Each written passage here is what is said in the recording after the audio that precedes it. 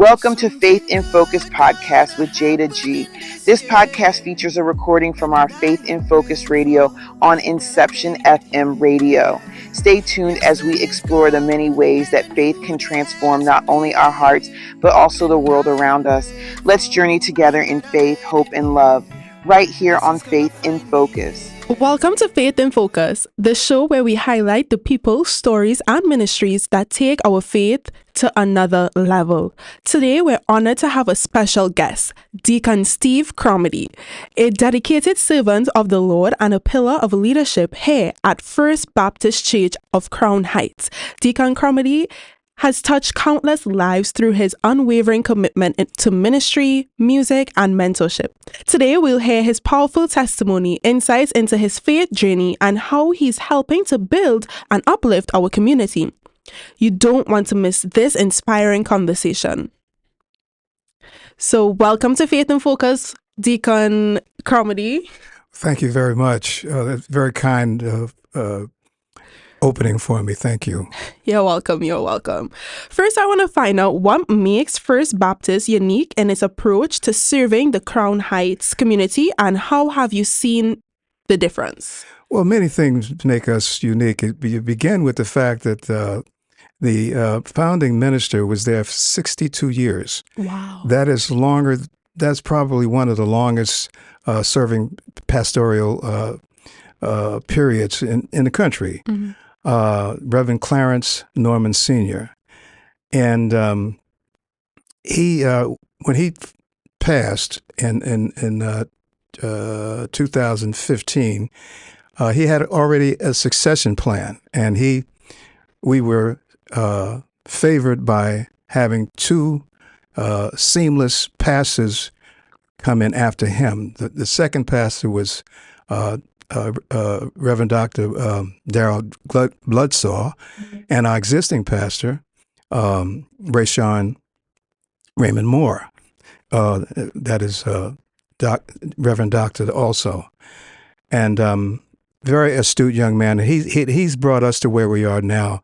And he got the position during the pandemic, and he got us through that. And the church is just positioned to just continue to give faith, save lives, and work on behalf of the people. Okay, wow. That's 62 years, you said? 62 years. I don't think I've ever heard of that before. Wow. That's the beginning of uniqueness, right? Yeah. And the legacy that he established was extended by the succeeding pastors, and they have the same kind of spirit. And it lends itself to the church that the founding pastor gave. Yeah. And how has First Baptist Church of Crown Heights helped anchor your spiritual life and shaped your calling as a deacon? Well, I've learned that you can't bless yourself, first of all. Mm-hmm. God has to bless you for the things that you do or would like to do. Sometimes he tells you yes, sometimes he tells you no, sometimes he says maybe. But having faith in him is really the door to success, because the closer you are to God, the better you do. Amen. When you try to make your own decisions, they may work, they may not. And he still has a lot to do with that. But being close to God, knowing the scriptures, being prayerful, being around like-minded people, having fellowship with people who are also of a spiritual mindset helps. Everyone isn't like that. However, you keep your particular mindset as firm as you can. I also learned, this is an example of what I've learned over the years.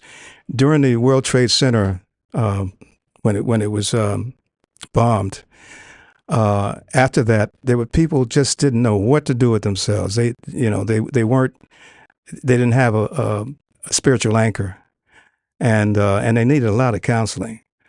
Now, I'm not saying that I didn't need any counsel because I was there and I was affected by it. Wow. However, I wasn't half as affected by those people who didn't have a spiritual base Right. and a belief system. Mm-hmm. Oh, wow. Wow, you were there for the World Trade Center bombing. I cannot imagine how that had an effect on your mental, how you went about life, but God. Well, I couldn't talk about it for a year Yeah. because it was that bad. Mhm. But again, I was much further ahead than some people that some of my colleagues that were also affected by it. So you got to have a spiritual anchor to get through this life. That's so true. That is so true. And can you talk about the ministries and programs at FBCCH and one that you're especially passionate about? Well, we have ministries for just about everything. Mhm. Of course, we have Sunday school, and we have prayer service on Wednesdays. We have a men's ministry, a women's ministry, a wellness ministry, a second chance ministry for those who are coming back who have been incarcerated, and of course, we have a Jazz Vespers ministry, which I lead in the church, and I guess I'd have to say I'm mostly involved with that. Right. But I'm also involved with the men, which I sometimes sing on the chorus, and we have events like we had a couple of weeks ago. We had a billiard, assembly of the guys. We played billiard. Wow. Sometimes we could go out to see a ball game or things that men like to do, and women do the same kind of thing. And we used to have we used to go away and have those kinds of sessions and be very prayerful about what we did and just have that fellowship. So my Jazz Vespers, which we're going to have, the next one is May 15th. That's going to be in the sanctuary, and so that's what I'm mostly closely aligned with. And speaking of that jazz festival, the jazz ministry, sorry, can you share what the event means to you and how it will impact the church community and those at large? Well, it's a win-win because it's entertaining. Mm-hmm. It's jazz is a reflection of the African American experience in this country, and that music that was developed from our ancestors Right. is still prevalent. It's still there. It doesn't get all the attention that it deserves, particularly in this country now. Well, and it never did. So it's incumbent upon us to protect it, to preserve it, and present it. By having jazz, you have the opportunity to invite people to the church that may not otherwise come to the church because they Right. they want to hear this music. It's also convenient. You don't have to go long places. And in our case, they're not paying for it. It's a free event. a presentation and performance, concert. And they get a chance to fellowship, get a chance to hear the reflections of our faith. And sometimes we have our ministers will open it up and have a benediction. So they have a lot of things that they might not otherwise be in connection with. So it's a joining with culture, because jazz is a cultural music. You won't see it in big stadiums necessarily, but it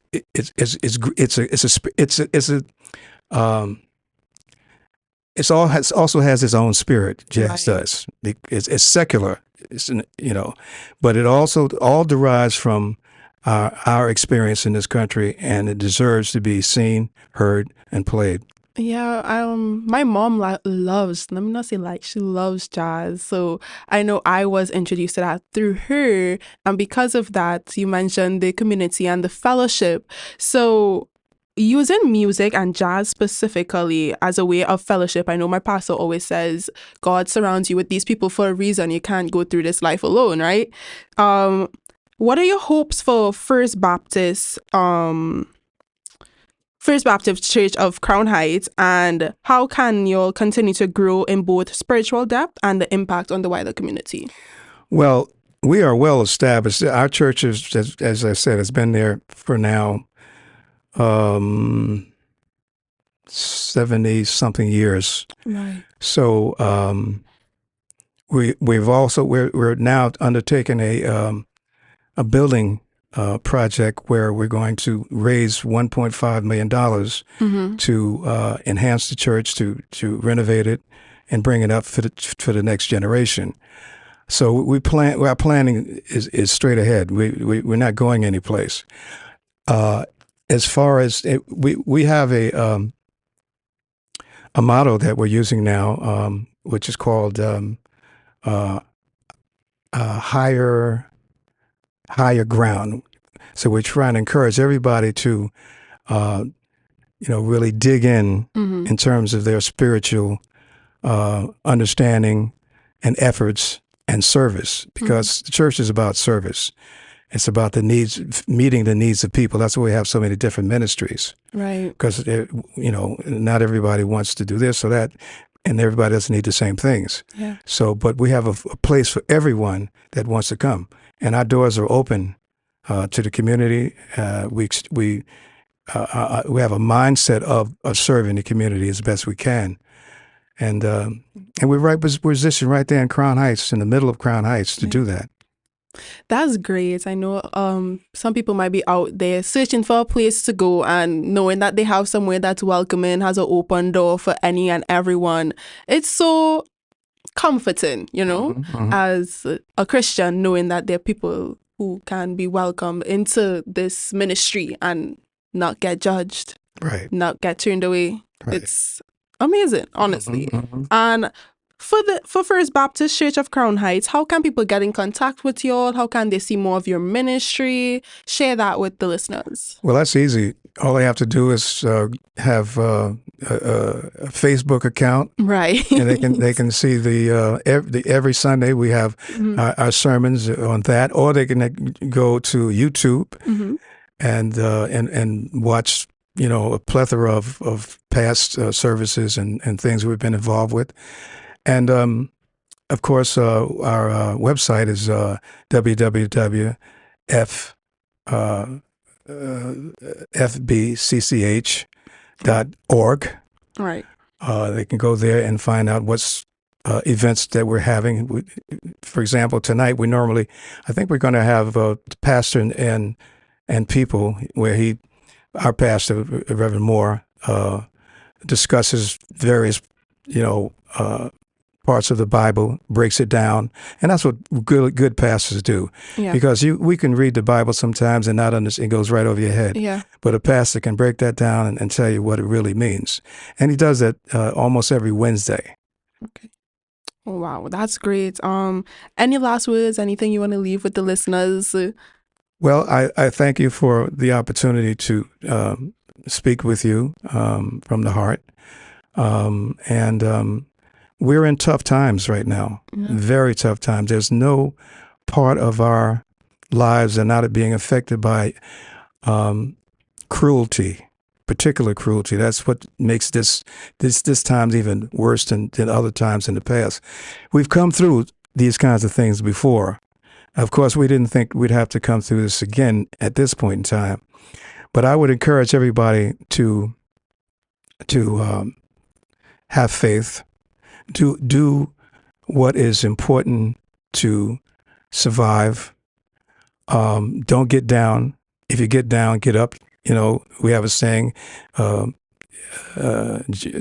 that tears may happen at night and joy comes in the morning. Mm. So, and don't let small disappointments turn into big grievances. Keep it small if it is small. And don't make a small problem a big problem. So anyway, last thing is, God is with us. We don't understand why this is taking place, but let's have faith in Him. Let's have faith in each other. Let's try to learn as much as we can, and be as good to each other as we possibly can. And please don't be apathetic, because it only gets worse. Amen, amen. Well, thank you, Deacon Steve Cromity, for that incredible conversation. A true example of what living in faith looks like. We're so grateful for the wisdom and heart he shared today. If you were moved or inspired by today's episode, share it, subscribe, and stay connected with us here at Faith in Focus. Until next time, keep your faith strong and your focus clear. God bless. Bye-bye. Thank you for listening to Faith in Focus podcast with Jada G, the show that brings us closer to the heart of faith-based living. Remember to listen to us every Saturday from 11 a.m. to 12 noon week on Inception FM radio, or catch up with us on Spotify.